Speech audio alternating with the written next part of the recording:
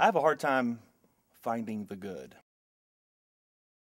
I'm a pessimist. I'm very cynical and very sarcastic. My father passed away when I was 15.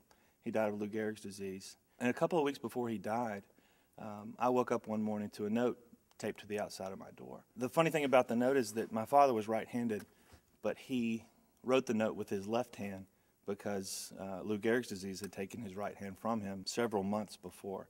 But he wrote the note, and the note said something like, I was thinking last night how tough it must be to be an 8th grader, and I wanted you to have this note.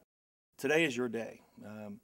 You can do anything with it you want. If the forecast calls for rain, decide now that you're going to enjoy being wet. If treated unfairly for something, just smile and think of all the things you've not been caught for. At the end of the note, my father wrote the line, attitude is everything, but today is not yet anything, so fill it with laughter.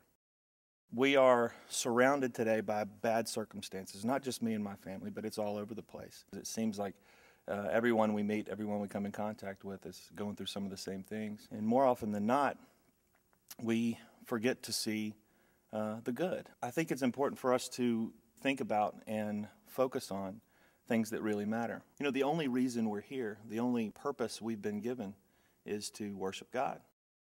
And if we can keep that in perspective and take that perspective on things, then how ridiculous is it for us to focus on anything but that?